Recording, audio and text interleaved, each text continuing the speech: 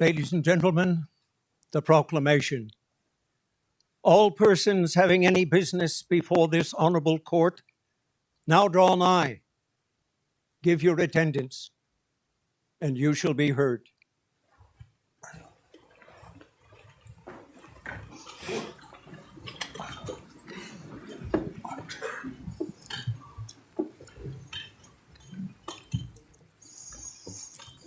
Ceremonial sitting on the occasion of the bicentenary of the Supreme Court of New South Wales and the proclamation of the Third Charter of Justice.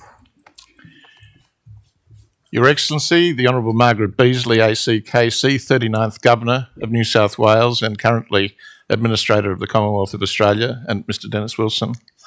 The Honourable Justice Michelle Gordon, AC, Acting Chief Justice of the High Court of Australia, in the absence of Chief Justice Gagler, who is representing Australia at the inaugural meeting of the J20 in Brazil. Dame Helen Winkelman, GNZM, Chief Justice of Aotearoa, New Zealand.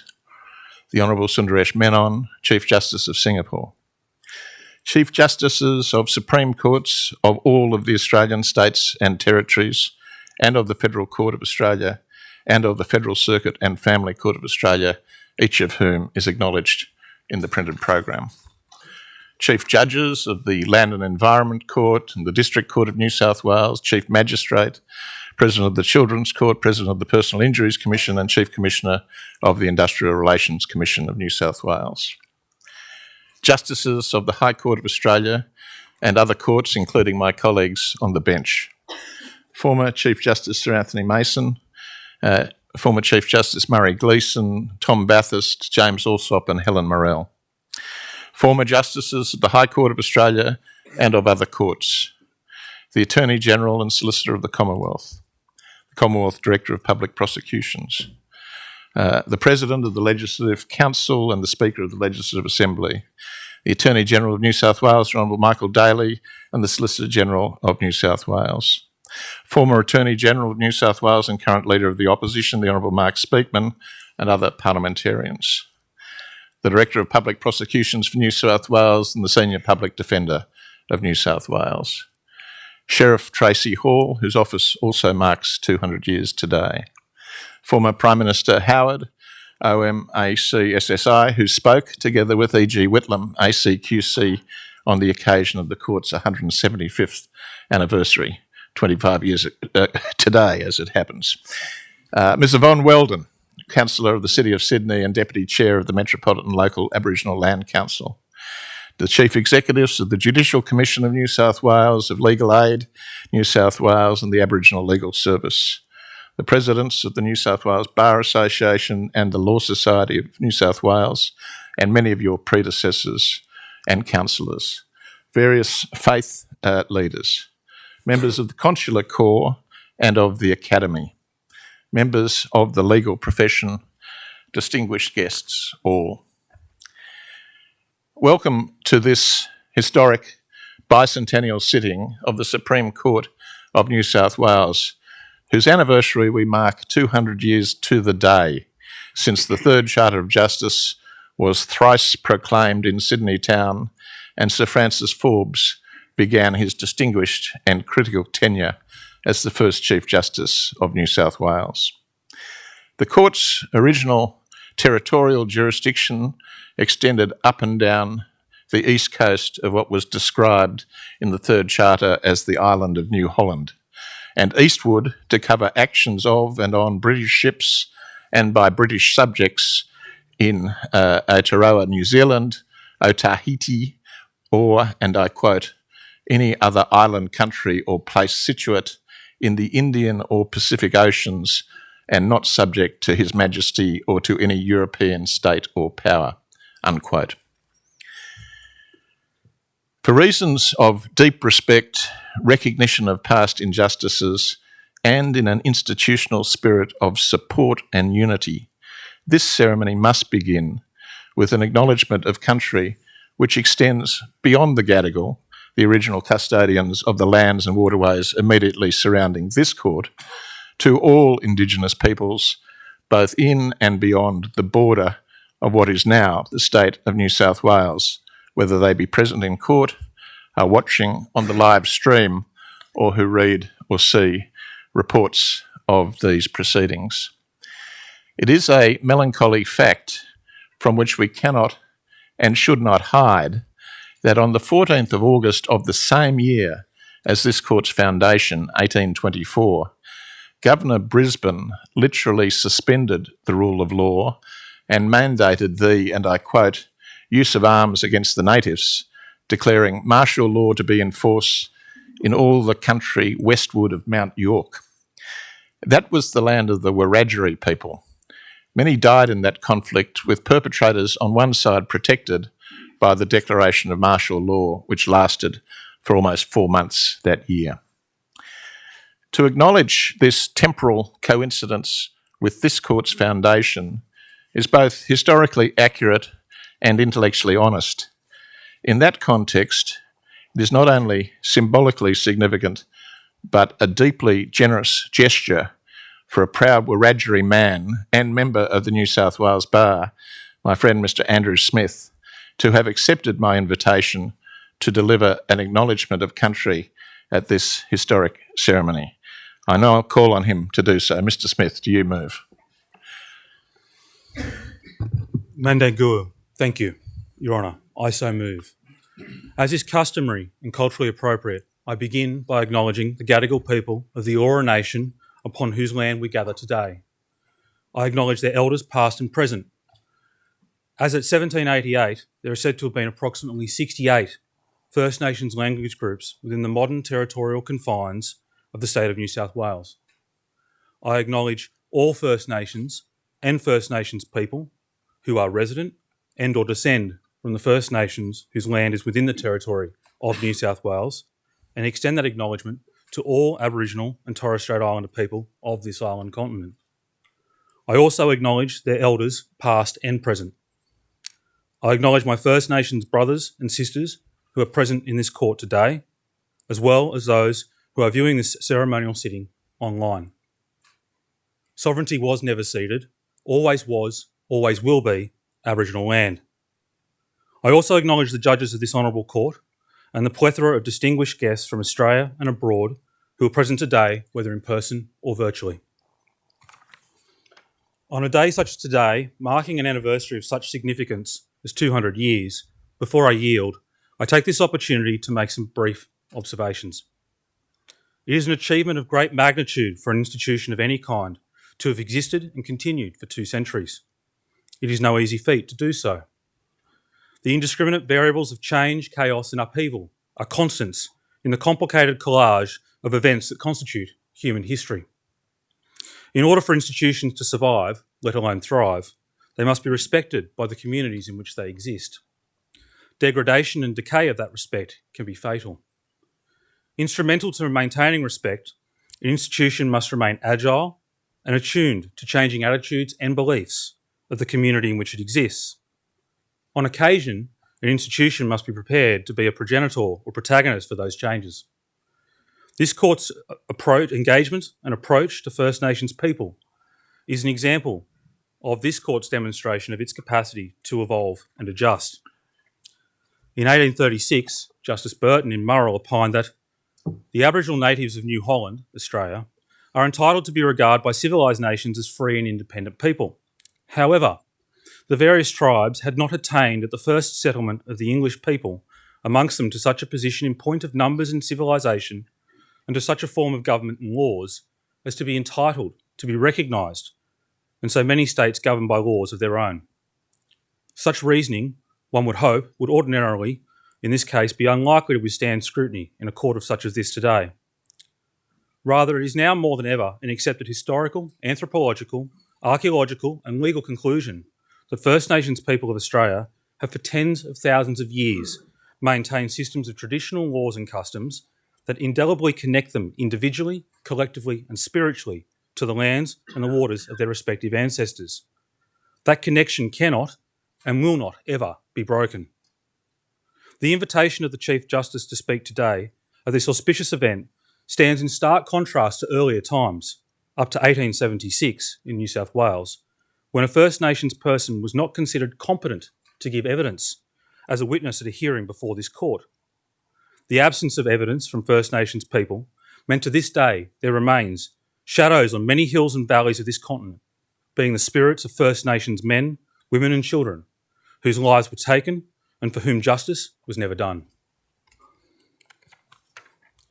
The Chief Justice's authentic and heartfelt acknowledgement and recognition of past injustices to First Nations people is another instance of the court engaging in reframing the view from a window that has been arguably been carefully placed to exclude a whole quadrant of the country's historical landscape, and aids the ongoing task of piercing what W.E.H. Stanner described in 1968 as the Great Australian Silence.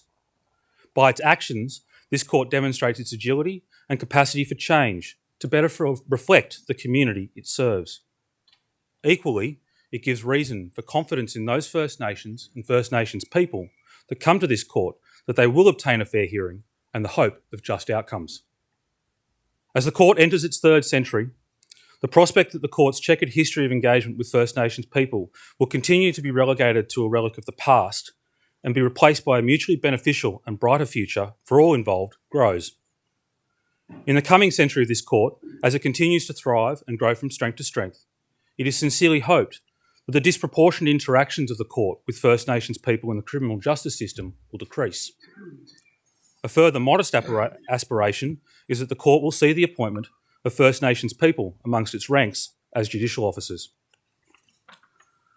For those outcomes to manifest will require the ongoing commitment of this court to continue to pivot from the previous ethnocentric mono-narrative which constituted the bricks from which the wall of the Great Australian Silence was constructed, to a shared narrative which makes space for the existence, recognition and mutual respect of the oldest living culture in the world. On that note, I shall end as I began. Mandangua. Thank you. I too pay my respects and offer the collective and most sincere respects of this court to all Indigenous people and their elders, past and present. Mr. William Barton is one of Australia's foremost musicians and composers, a director of the Sydney Symphony Orchestra and a former Queensland Australian of the Year. He is a proud Kalkadunga man from northern Queensland, land which originally fell within this court's territorial jurisdiction. He has so generously agreed to perform for us a piece on this occasion, which he composed when only 15 in the Kalkatungu language. His composition, which celebrates the passing of culture from generation to generation, is doubly fitting for this ceremony, sung in a language which is estimated to be between 4,500 and 7,000 years old.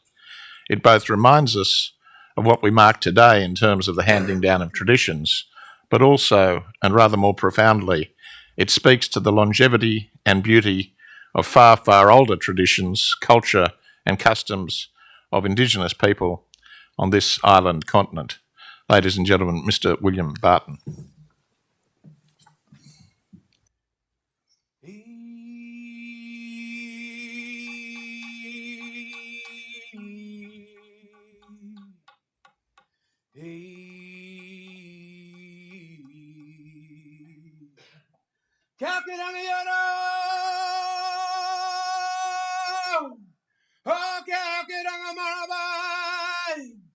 Yatta motna bela bela motna ni wama hey bela bela inta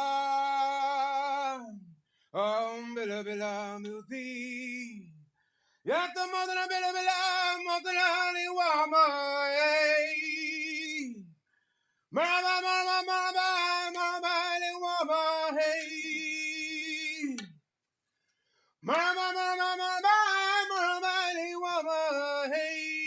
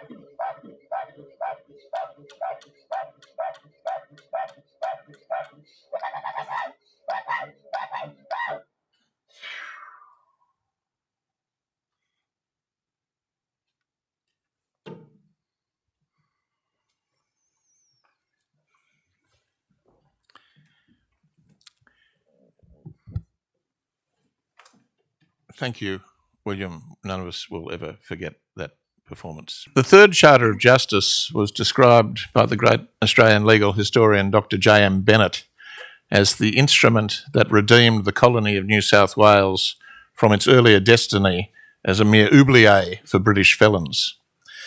In addition to the commissioning of Sir Francis Forbes as our first Chief Justice, the Third Charter of Justice made provision for the appointment of a Prothonotary, Registrar and Sheriff and Master. Those officers have been discharged continuously over 200 years by dedicated people whose commitment to the court and fidelity to the institution is today warmly acknowledged. I now invite the first female Prothonotary and Acting Principal Registrar, Ms Rebel Kanar, to read extracts from the Third Charter of Justice, replicating in part what occurred 200 years ago to this day. Ms Kanar. Now know ye that we, upon full consideration of the premises and of our especial grace, certain knowledge and mere motion, have, in pursuance of the said Act of Parliament, thought fit to grant, direct, ordain, and appoint, and by these presents do accordingly for us, our heirs and successors, grant, direct, ordain, and appoint, that there shall be within that part of our colony of New South Wales, situate in the island of New Holland, a court which shall be called a Supreme Court of New South Wales. And we do hereby create, direct, and constitute the said Supreme Court of New South Wales to be a court of record. And we do further will ordain and appoint that the said Supreme Court of New South Wales shall consist of and be holden by and before one judge who shall be and be called the Supreme Justice of the Supreme Court of New South Wales, which Chief Justice shall be a barrister in England or Ireland of not less than 5 years' standing. And we do hereby constitute and appoint our trusty and well-beloved Francis Forbes Esquire to be the first Chief Justice of the said Supreme Court of New South Wales. The said Francis Forbes being a barrister in England of 5 years' standing and upwards. And we do hereby ordain, appoint and declare that there shall be and belong to the said court the following officers, that is to say, a registrar, a prothonotary, a master, and a keeper of records, and so many other officers as to the Chief Justice of the said court, for the time being shall, from time to time, appear to be necessary for the administration of justice and the due execution of all the powers and authorities which are granted and committed to the said court by these our letters patent.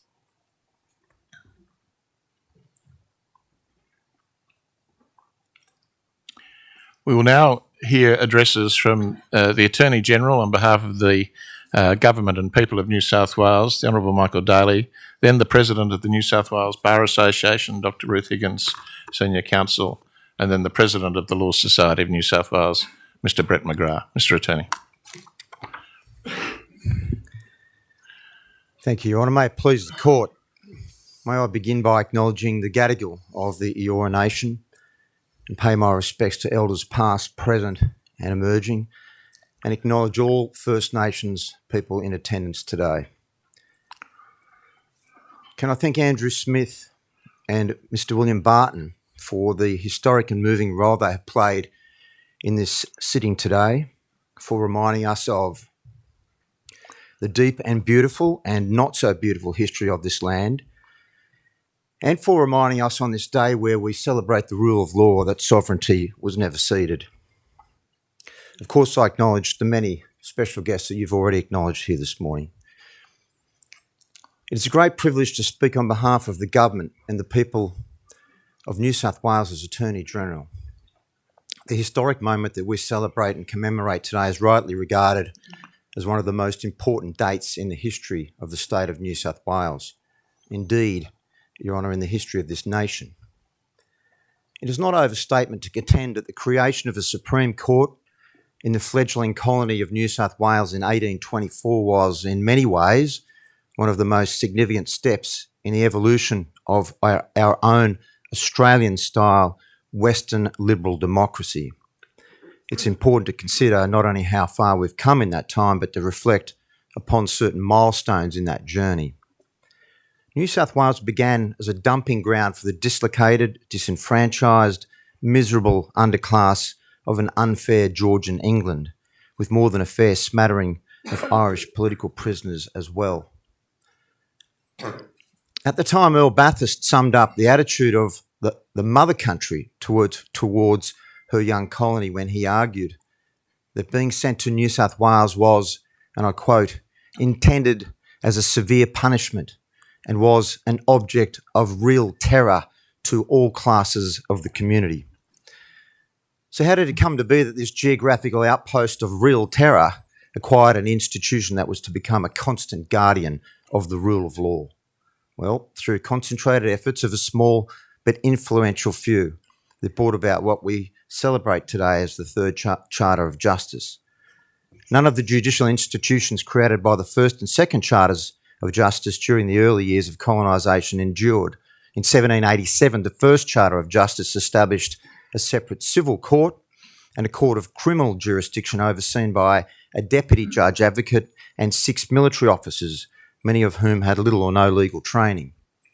An attempt at reform was made in 1814 under the Second Charter of Justice, which created 3 new civil courts, the Governor's Court, the Vice-Regal Courts of New South Wales and Van Diemen's Land, and the Supreme Court of Civil Judicature headed by Justice Geoffrey Bent. By the start of the 1820s, New South Wales had evolved from a starving penal colony into a reasonably wealthy, for some, export-oriented pastoral economy. But in 1824, New South Wales was still a military autocracy run really by the exclusives, retired officers, free settlers of choice, and wealthy pastoralists with the pretensions of a landed aristocracy. It was clear that the colony required independent courts that were less beholden to the autocratic rule of a governor and could resolve commercial disputes more efficiently. Governor Lachlan Macquarie managed a system of discipline and punishment, but he also believed in rehabilitation. He appointed emancipated convicts to all spheres of life in the colony, including the law, medicine, and agriculture. By letters patent issued under the seal of King George III on the 5th of January 1819, the English judge and Royal Commissioner John Bigg was appointed to examine into all the laws, regulations and usages of the settlements in the said territory of New South Wales and, amongst other things, the state of judicial establishment. The result of Bigg's inquiry was the New South Wales Act 1823, an act of the Imperial Parliament, which was drafted in large part by Francis Forbes, the former Chief Justice of Newfoundland, who would go on to become the first Chief Justice of New South Wales. The New South Wales Act was passed in September 1823, and the Third Charter of Justice was proclaimed the following month. Yet, due to the tyranny of distance, the document did not arrive in the colony until the 17th of May 1824, when it was proclaimed at a site now marked on Elizabeth Street. This led to the appointment of Sir Francis Forbes as the inaugural Chief Justice, as well as the appointment of the first members of an independent bar, including the colony's inaugural Attorney General, Sax Bannister, as well as John Stephen, Robert Waddell, and William Wentworth. This development represented nothing less than the establishment of a new powerful class to rival and eventually outshine the military officers. All legislation enacted by the new Legislative Council, also established by the Third Charter, was subject to a ruling by the Chief Justice that the Act was not repugnant to the laws of England. This is a significant point because by 1825, the Attorney General of the day, Bannister, found himself at odds with the Governor, Thomas Brisbane, about whether the attorney was bound to draft a bill which seemed to him to be repugnant to the laws of England. History tells us that shortly thereafter it was the Attorney-General who resigned his office, apparently, Your Honour, over an issue related to remuneration. Thankfully, those types of discussions have now become seriously unfashionable. The creation of the Supreme Court of New South Wales on the far-flung side of the globe turned out to be groundbreaking in many ways. For instance, the establishment of this single superior court of record was 50 years ahead of England's structural reforms of 1875. The court's authority to administer insolvency and bankruptcy by common principles was also an improvement on the English law of the time.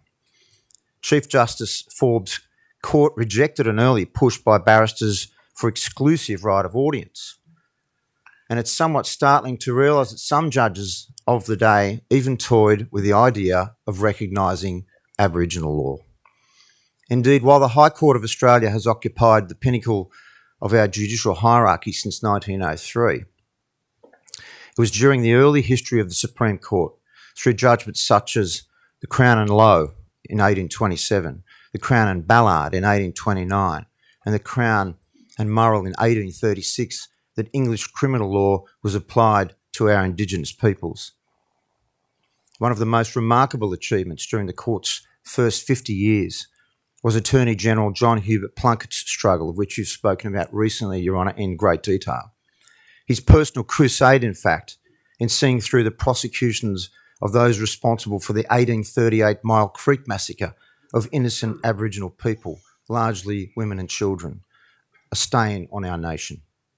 Plunkett pursued these extraordinarily divisive prosecutions in the face of tectonic, furious opposition from his peers and contemporaries. But he prevailed and remains a little known but Herculean human rights pioneer in not just our state but our nation. The Mile Creek massacre prosecutions were an early example of this court's deserved reputation as a place where all who seek justice can find it. And there have been notable reforms to the court. The Court of Criminal Appeal was established in 1912, 5 years after its namesake in England. The Court of Appeal, Australia's first permanent intermediate appellate court, was another landmark reform. The Court of Appeal first sat on 8 February 1966 and heard 401 appeals that year. Its presidents have included Sir Kenneth Jacobs and Michael Kirby, both subsequently elevated to the High Court, and James Alsop, later Chief Justice of the Federal Court. 2 centuries on from its first sitting with Francis Forbes and 2 magistrates on the bench, the Supreme Court of New South Wales is now more than 50 judges strong, an increasing number of them being women. That tradition, I can guarantee the Court, Your Honour, will continue strongly. It continues to lie at the heart of many complex issues of our times.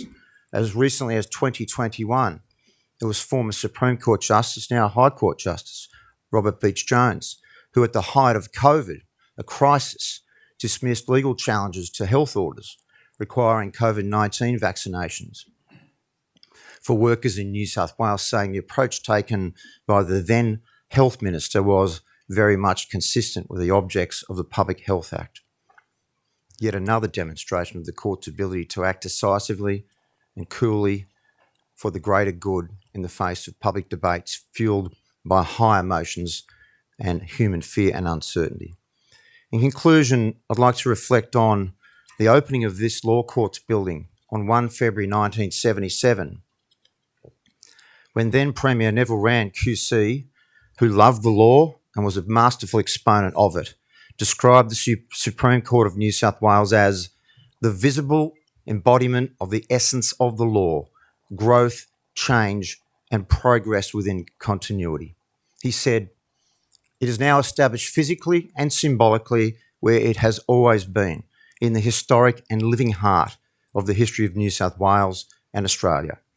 Here we are today, living in a mature democracy with the Supreme Court that has served the people of New South Wales tirelessly and with integrity for 2 centuries.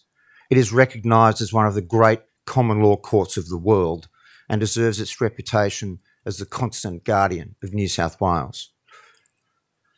It is not now, nor should it ever be, a place for elites. It is a place for all, for each and every citizen. The Supreme Court has shown itself to be a vital civic institution which has lived up to its oath to do right to all manner of people according to the law, without fear or favour, affection or ill will. May it please the Court. Thank you, Mr. Attorney. Dr. Higgins, do you move?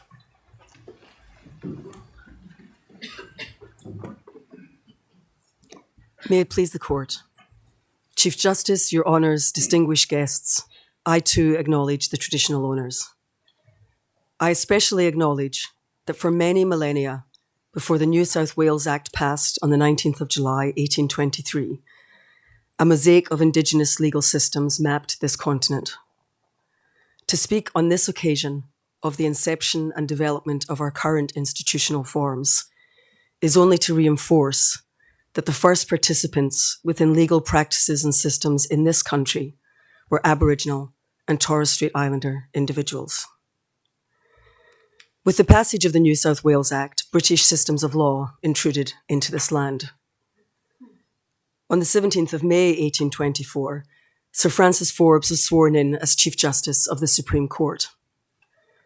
There was that day a twin birth, because certain institutional forms characteristically emerged together. At the court's first sitting, Sax Bannister was sworn in as Attorney General of New South Wales, with the right of private practice as a barrister, but not as a solicitor. His name was the first to be entered on the roll of the Bar of New South Wales. In August, John Stephen was admitted and sworn in as Solicitor General.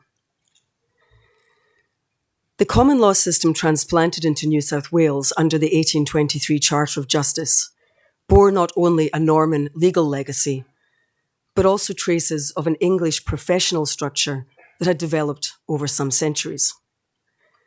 Sax Bannister himself had been called to the English bar at Lincoln's Inn. The English system rested in divisions between the outer and the inner bar, and more generally, between barristers and solicitors. Given this disparate inheritance, the new colonial laws and practices sought to articulate the institutional facts, recognition of which would permit the creation and regulation of power relationships among people within the new colony. Clause 10 of the Charter of Justice expressly dealt with those who could practice before the new Supreme Court. It included reference to such persons having been admitted barrister at law or advocates in Great Britain or Ireland, or having been admitted writers, attorneys, or solicitors in one of our courts at Westminster, Dublin, or Edinburgh. Within 5 months of Bannister's swearing in, the division of labour within the legal profession presented itself as a way of getting the institutional facts straight. The language of Clause 10 had resulted in the separate enrolment of barristers and solicitors, but the text left unanswered whether the profession was to be divided, as in England, with only barristers having a right of appearance in superior courts. On the 10th of September 1824, William Charles Wentworth and Robert Wardell, effectively the founders of the private bar in New South Wales, were admitted as barristers authorised to act in the character of proctors, attorneys, and solicitors. Having been admitted in this dual capacity, they immediately sought to prevent solicitors from enjoying an equivalent right. Wentworth moved a rule that the attorneys show cause why, having regard to the true construction of Clause 10 of the Charter, they should not forthwith retire from the bar. On the 14th of September 1824, the rule came before the Chief Justice. Each of Bannister, Stephen, Wardell, and Wentworth, and all 6 of the then enrolled solicitors made oral submissions. The rule was discharged. The Chief Justice found that the Charter could not support the construction the barristers sought to place on it. Forbes nonetheless expressed a hope that the division of the profession would be achieved in time. That occurred in 1834. This stalled schism at the inception of the bar in New South Wales was simultaneously a moment of beguiling professional affirmation. On the 16th of September 1824, the Sydney Gazette rhapsodised, and I quote, "Our annals could never before boast of such a day as Tuesday last. The keen ingenuity, the laborious exposition of the law, the flights of fancy, the satirical rubs, the bursts of oratory, the convincing and thundering arguments, the profundity of science, all conspire to overwhelm the reflecting auditor with sublime conceptions of the future." This episode is emblematic in three ways. First, it manifested both the inclusive and exclusionary potential of the bar in New South Wales. All who argued were enchanting, even as some tried to disenfranchise the others, and even as a new system of law brutally dispossessed Indigenous peoples. Second, it foreshadowed that much of the life of the law thereafter would be neither logic nor experience, but interpretation. Third, it began an intellectual engagement with what it would mean for there to be an independent bar in New South Wales. The role of an independent bar in an adversarial common law system is to defend citizens against the abuse of public and private power through the practice of skilled and ethical advocacy before the courts.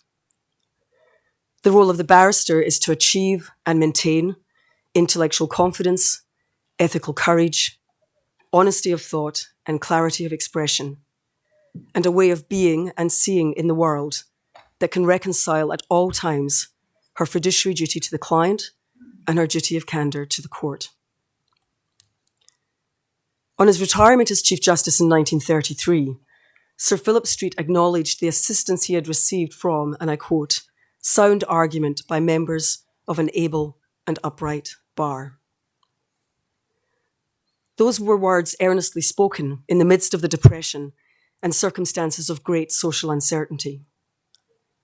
They remind us of the importance of the bar as a profession and not a business, with all that that entails, and of the confederacy of bench and bar when operating well.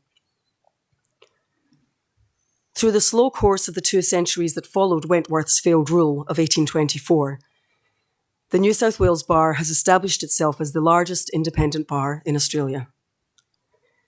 That is an achievement about which we can feel some measure of proper pride. An independent, ethical, and competent bar is a foundational aspect of our legal system, and a legal system operating subject to the rule of law is a substantial human achievement. One readily legible measure of the success of our bar is the sheer number of senior members of the judiciary and executive that it has furnished. Scores of Chief Justices, several Prime Ministers and Premiers, and numerous Attorneys General started their professional life on Phillip Street. A less obvious but no less important measure is the extent of the policy work and consultation undertaken by our association to promote access to justice and sound law reform in our community. Our appreciation of these achievements must, however, encounter limits. We should remain shocked that a century passed before a female barrister, Sybil Morrison, began practice in New South Wales in 1924, that the first First Nations barrister, Lloyd Clive McDermott, was admitted in 1972, and that the first First Nation silk, Tony McAvoy SC, was appointed in 2015, even as we remain grateful to each of those individuals for the weight they bore and the path they led. Our institutions serve us best, and we them, when we include the interests of those whose lives they affect in ways that are meaningful and subjectively recognisable to them. Not to do so is to sacrifice cohesion and to risk creating a disaffected and hostile element in the state. As barristers in New South Wales, like this Honourable Court, embark upon their 3rd century, we are as aware as ever we were that each time we announce our appearance in a court or tribunal, we bear the solemn privilege and responsibility of being entrusted with another person's legal claim and presenting it in a manner that will assist the decision maker to reach the legally correct answer according to law. And we remain acutely aware that we must continue to work towards creating a profession that accurately reflects the composition of the society in which we practice, and a legal system which genuinely and fairly protects its subjects. To secure legitimacy, law must be both an instrument of social control and an enabling means to facilitate human interaction for all within a society. That aspect of the work of justice is incomplete, but it is one to which the New South Wales Bar Association remains completely committed. May it please the Court.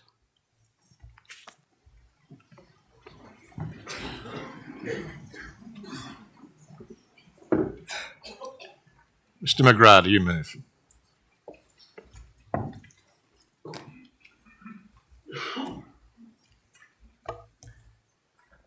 May it please the Court. I too acknowledge the Gadigal of the Eora Nation, the traditional owners on the land on which this Court stands, and pay my respects to their elders past and present. I acknowledge and extend my respect to all Aboriginal and Torres Strait Islander peoples who are with us here today. It is an honour to appear on behalf of the Solicitors of New South Wales, in front of this room of exceptional legal minds, the Governor, Chief Justice, distinguished guests from across the Southern Hemisphere, and the eyes of history. I would like to begin by discussing an IT specialist. I admit this high-risk anecdote to open with. This individual asked about this address last week and remarked dryly, "Sounds fascinating." When asked if he thought that society would be better or worse off without the Supreme Court, he answered honestly, "I don't even know what the Supreme Court does." He was told briefly about the biggest legal issues in our community and the role of the court. Considering this, he remarked, "Yeah, I guess it could be worse without it." Your Honour, this person, he is real. This is not an act of perjury. He is worth keeping in mind today amongst this celebration. Our universe, our legal world, alive with all the creatures of the law, is, after all, not the world of most people. And yet, for 200 years today, this court has overseen the calm application of law across New South Wales, including for our nameless IT specialist, without him even knowing it. Like this individual, I imagine we may all take this institution for granted occasionally, although I doubt anyone would much admit this right now, under the gaze of the Chief Justice. It is nevertheless the reality of being human from time to time. But our complexities, with all their philosophical and emotional nuance, are adjacent with a larger point. Energetically crackling away in the background, simultaneously, has been the same independent sense of justice that has animated the common law for over 1,000 years. Words passed from person to person, which have been kept alive by probably over 100,000 people, judges, registrars, registry court staff, lawyers, their staff, and clerks and associates for more than 2 centuries here in New South Wales. And for everyone in the legal profession, their journey starts right here, at one of the dozens of admission ceremonies which are held in this very courtroom every year. A legal career might lead all the way to the bench or to the office of Prime Minister and take many turns and unexpected paths along the way. Yet it always begins as a solicitor. And the Supreme Court has honoured this part of its history by introducing admission ceremonies and celebrations not just here in Sydney, but in regional New South Wales as part of the bicentenary. As a profession, we have been grateful to take part in these events with the Chief Justice this year, from Albury in the south to Kingscliff in the north, to Newcastle to Campbelltown. From their very first day in the profession, the solicitors standing before you take a solemn oath that upholds human decency, reasonableness, and civility in the sacred administration of justice in this court and this state. Without this, we would be much poorer. Without this, those like our IT specialists might very well wish for something like the Supreme Court. Without its independence, which has been maintained since Monday, the 17th of May, 1824, when the Royal Salute from the Battery at Dawes Point rang out, after the first Chief Justice, Sir Francis Forbes, took his oath of office. Without the work of the 18 Chief Justices and hundreds of honourable justices of this court, we would have been much poorer. Much has happened in 200 years, more than the scope of my time today allows, and this court sits in a broader colonial legacy.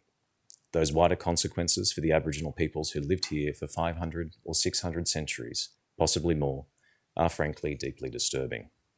The Mile Creek Massacre, as mentioned by the Attorney-General, is tragically a lone example of justice being done in this state's earlier context. It is also worth noting that it was not until the halfway point of this court's history, in June 1924, that Marie Biles became the first solicitor admitted to the profession. Ms. Biles might not have foreseen that within 4 generations of her working life, women would come to make up 65% of law graduates and over half of the solicitors practicing in this state. What has happened in this Supreme Court over the past 200 years has happened without serious incident. There has been public controversy and friction between branches of the legal profession and different attitudes to the application of the law. But no major incident has scarred this institution or disfigured it. It works in a complex, efficient, and prodigious capacity with an unbroken heritage. The Supreme Court Act of 1970, which reorganised and rearranged the court, carefully stipulated that, and I quote, "The court, as formally established as the Superior Court of Record in New South Wales, is hereby continued." The direct continuation of its foundation was and remains unbroken. Around 40,000 matters were filed in this court in the previous year, including over 30,000 uncontested probate filings. Only a comparative handful of cases were heard in 1824. As the law changes and society and technology continue to expand, so too will the work of this court grow, and solicitors will continue to assist in guiding the court in its determinations. Similarly, the legal profession has supported this growth over the past 200 years. There are, as I've been fond of saying at many public addresses this year, over 42,000 solicitors in New South Wales. However, there were just 6 solicitors recognised by Sir Francis Forbes to practice in this court in 1824. And it was not possible to appoint a solicitor directly to this bench before 1968. And I note that that legislative reform was also vigorously opposed by the Bar Association then. Thankfully, I'm sure times have changed in both senses. From those of our roll who have become justices on this bench, from the first, the Honourable Kim Santow in 1993, to Her Honour, Justice Julie Ward, President of the Court of Appeal, the first female solicitor directly appointed to this bench in 2008, whose honour sits here today. Like their honours, solicitors will continue to support this court with everything our profession demands and asks of us. For you bring to this bench a deep understanding of the human side of the administration of justice, representing those in the community who, just like the IT specialist, don't even know what the court does. It is my hope, as it is of the profession I represent, that in 200 years, this moment is also remembered, that it is done so as an unbroken part of the 400-year anniversary of this court, and for centuries after that, and ever onwards. As we have heard from the Attorney-General, the Supreme Court of New South Wales has been described as the visible embodiment of the essence of the law: growth, change, and progress within continuity. That visibility begins right here. Our profession is growing, and as our numbers climb, they reflect the changing makeup of our diverse society. We are many, but we are united, and the continuity of this court remains, as the court pleases. I thank the Attorney, Dr. Higgins and Mr. McGrath for their significant contributions, not only today, but in the ongoing discharge of their important offices so critical in the administration of justice in this state. Before I formally reply to their addresses, there are 2 matters of a more administrative nature to note. First, everyone is invited to morning tea after this ceremony, which will be available both in our magnificent new gallery area outside the court and also in the judges' dining room with its wonderful views of Sydney Harbour, which has itself produced much work for the court over the years before and after the Great Fire at Morts Bay and the ensuing litigation involving the Wagon Mound. Secondly, all present would appreciate the huge amount of work that lies behind a ceremony such as this, not to mention all of the other bicentennial initiatives that have been undertaken to mark this milestone. I wish publicly to acknowledge the extraordinarily hard work of my associate, Ms Edwina Chapman, and the other members of my chambers, registry staff, the Sheriff's Office, the Court's Public Affairs officers, and the Court's Bicentennial Project Officer, Ms Sophie Howard. Ms Howard has been instrumental for the transformation of Level 13, the gallery, the history wall, and the like, and has prepared the commemorative programs which you have, as well as the following short video montage to mark this historic occasion, and which I'm sure you will all enjoy.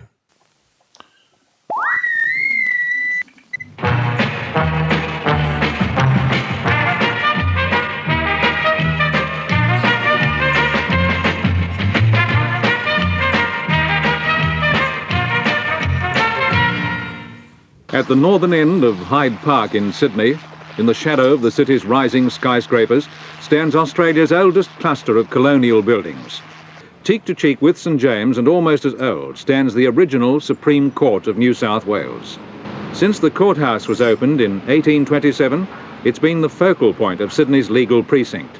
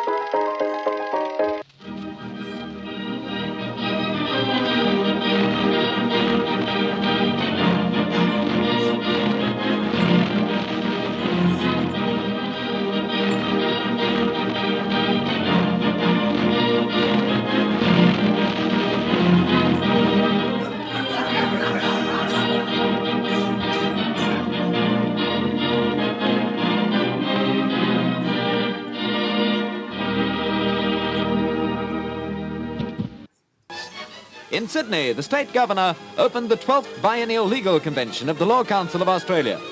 The Sydney Symphony Orchestra played to an audience of more than 2,000 people. There's the Chief Justice of New South Wales, Dr. Evatt. Members of the judiciary all wore their robes of office.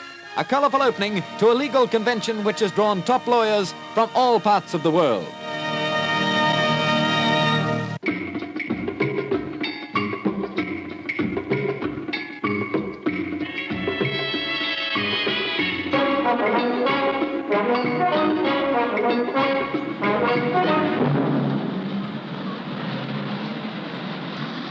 It shall be proved in this court, and proved beyond any reasonable doubt, that this painting by one William Dobell does not qualify within the true and valid definitions of a portrait. The refugee problem is a tremendous one. Of course, many years have elapsed since the end of World War II, but the problem is not yet solved. Yes, I think there are many things that we have to do. The first and most important, of course, is to adjust ourselves to a rapidly changing society. The old courthouse has always been criticised. It had no dungeons, and prisoners awaiting trial were herded into an iron cage in the body of the court. Forbes complained that they shouted encouragement to prisoners already in the dock and interrupted proceedings by making frequent trips through the court for pretended calls of nature, which, as he pointed out, it was impossible to deny.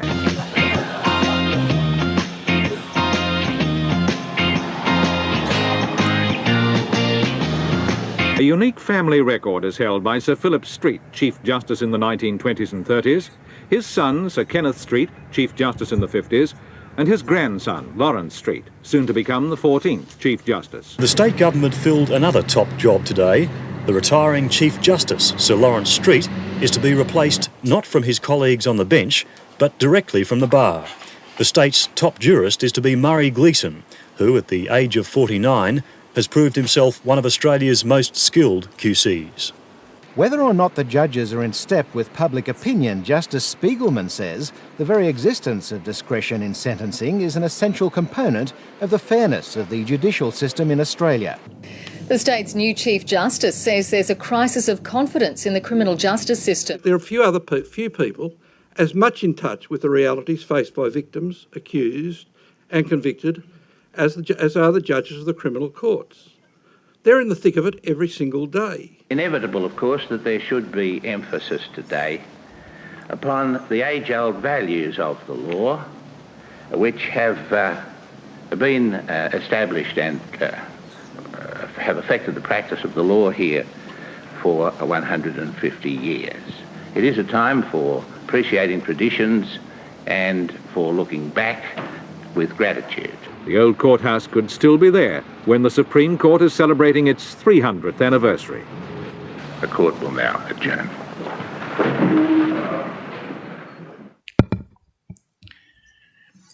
"50 years ago, the building in which this ceremonial sitting is taking place did not exist. 50 years ago, no woman had been appointed to the Supreme Court, notwithstanding the passage of the Women's Legal Status Act of 1918. 50 years ago, the guest of honour at the court's sesquicentenary celebrations was the recently retired Lord Chancellor of England and Wales, Lord Hailsham. Although we value those historic ties and continue to share our common law heritage, the legal landscape in New South Wales, as at the court's bicentenary, is vastly different to what it was 50 years ago, as is the body of our jurisprudence. In that intervening period, appeals to the Privy Council have ceased. States are no longer regarded as separate law areas. The doctrine of terra nullius has been exploded. The High Court has recognised that there is one common law of Australia, and ever more complex statute law dominates most of the work of the court. The court has gained both strength and an augmented respect through the increased diversity in its composition, and we now have a significant cohort of female judges led by my valued colleague, the President of the Court of Appeal. Our international focus and engagement is in Asia and the Pacific, as reflected by the presence of two of the most dynamic judicial leaders of those regions, the Chief Justices of Singapore and New Zealand, who do this court a great honour by their attendance this morning. Although the court has adapted with the times and in the work it undertakes, as well as in the mode of that work, most notably, but not only in commercial dispute resolution, it has retained a feisty independence of spirit. So much is exemplified in its singular association with the doctrines and remedies of equity, but may also be seen in terms of the court's ceremonial presentation. In this respect, and unlike all other states and territories, as well as our federal and trans-Tasman colleagues, as you see, we continue to wear the same robes and wigs, in some cases literally, as worn by our predecessors, at once symbolising the continuity of the rule of law in New South Wales and emphasising the separate and distinct authority of the judiciary from other arms of government. These are both valuable matters of which to be routinely and publicly reminded. The importance of this ceremony, at least in my view, lies in the fact that institutions matter. They are the bedrock on which any civilised society rests, and it is vital that their history, work and purpose is understood and appreciated. Within institutions, there is embedded the wisdom and human experience of past generations, as Chief Justice Spiegelman pointed out on this day 25 years ago. That embedded wisdom is a source of stability and reassurance. Within legal institutions, such as this court, that embedded wisdom is reinforced by the doctrine of precedent, which ensures certainty and predictability of outcome to disputes, which are the inevitable byproduct of human nature and physical and commercial interaction in all of its changing manifestations. The judges are the faithful custodians of that embedded wisdom and bear great responsibility for its maintenance and enhancement, even as society rapidly evolves. A strong, independent and respected judiciary is also a bulwark of liberty and the public's constant guardian against excesses of executive power. That dimension of this court's role was early to the fore with the strong and independent Sir Francis Forbes, our first Chief Justice, twice striking down laws of Governor Darling designed to restrict the freedom of the press. A century on, under the leadership of Chief Justice Sir Philip Street, the court held the Legislative Assembly to account as an attempt was made to abolish the Legislative Council. This court's decision was upheld by majority in the High Court and unanimously by the Privy Council. The legality of executive action has been a regular subject of the court's attention over the years, including during the Second World War and most recently in the context of the COVID-19 pandemic. The court has also been ever vigilant and engaged in relation to abuses of public power. It is a reassuring fact that the court's decisions in these respects have been largely accepted and respected, even if, from time to time, inconvenient or even embarrassing to incumbent governments.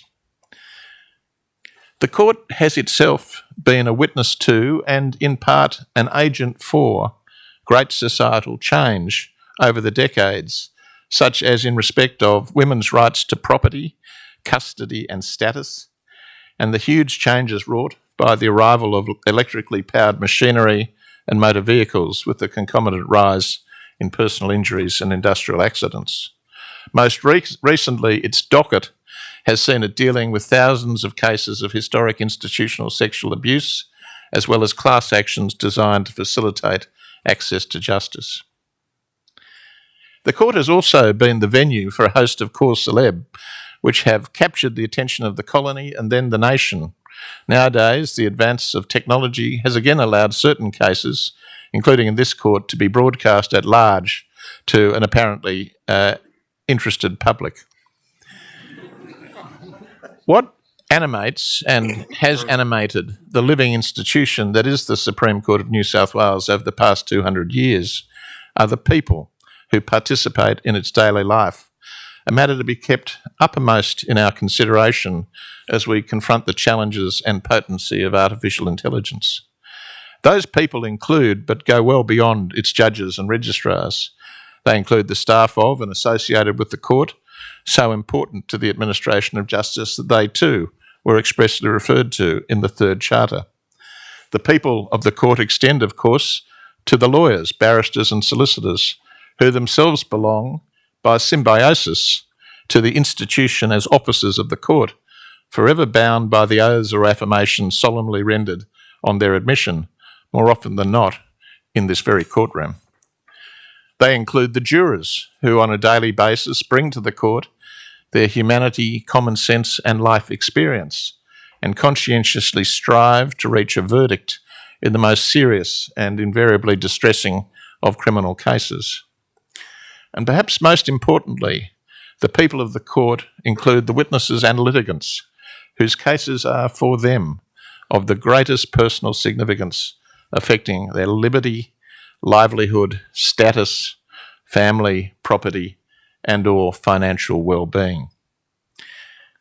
The quotidian resolution of such disputes, whether they attract publicity or not, are the core work of the court and of its judges, who strive to ensure that justice is both done and is seen to be done, that due process is accorded to those charged with criminal offences, that property rights are respected and contracts enforced, but not when it would be unconscionable so to do, that the court's parens patriae and adoptions jurisdictions are administered with compassion and sensitivity, and that its sundry other work is performed with care, skill, and due expedition.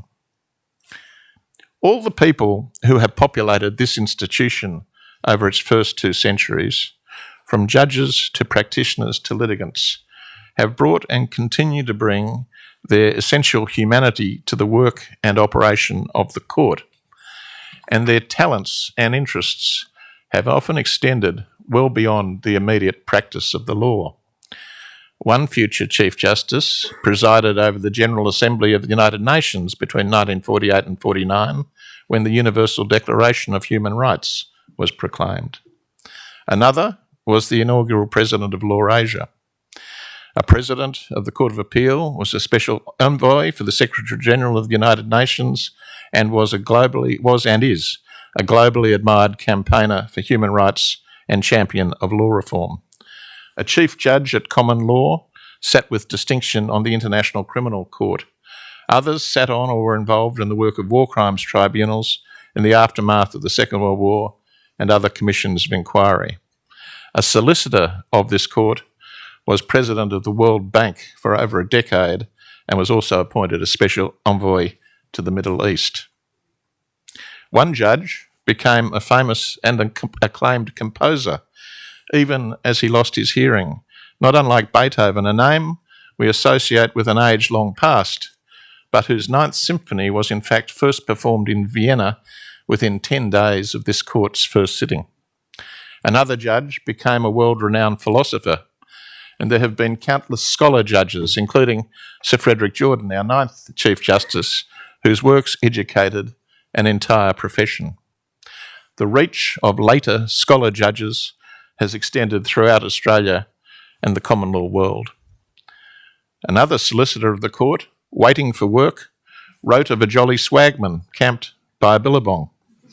Another, 100 years or so later, became an internationally acclaimed playwright with her plays about the criminal justice system and a famous female judge of another jurisdiction.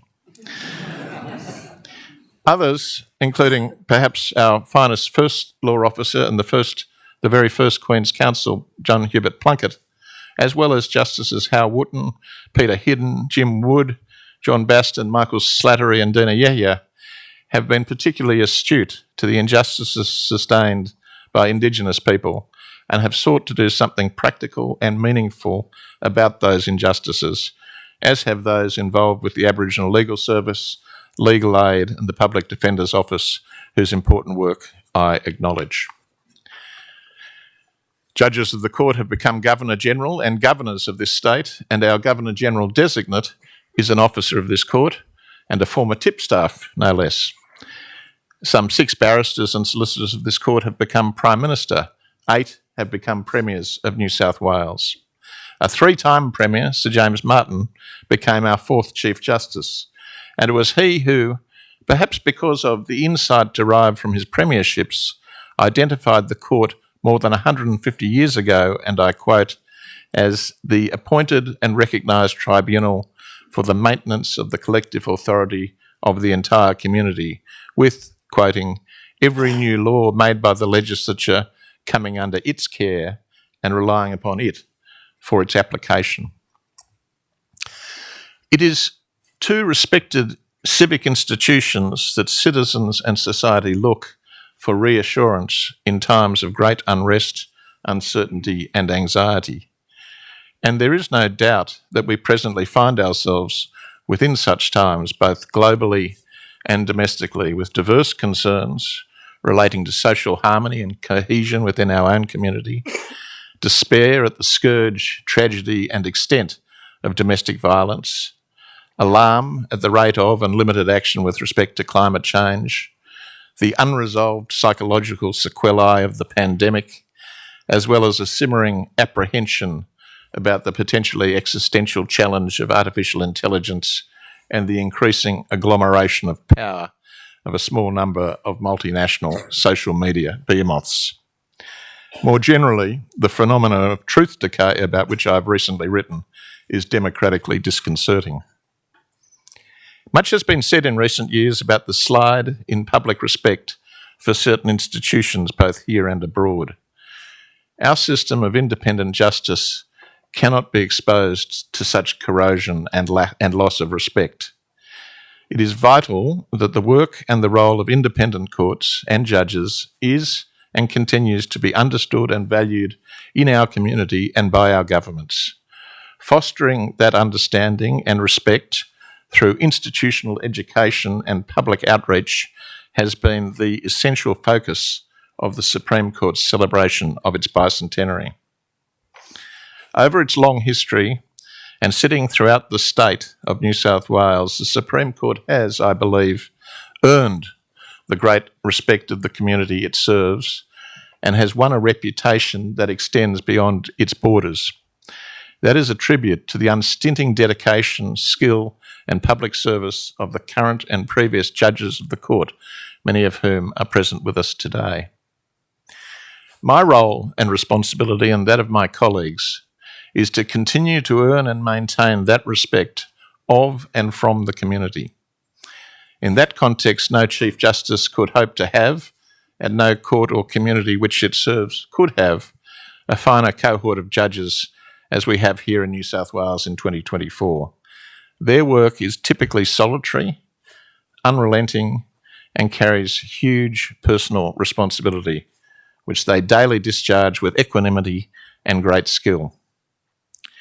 As encapsulated in the title of our recently published bicentenary history, this court has been a constant guardian in changing times. Long may it continue to be so. The court will now adjourn. All stand. This honourable court is now adjourned.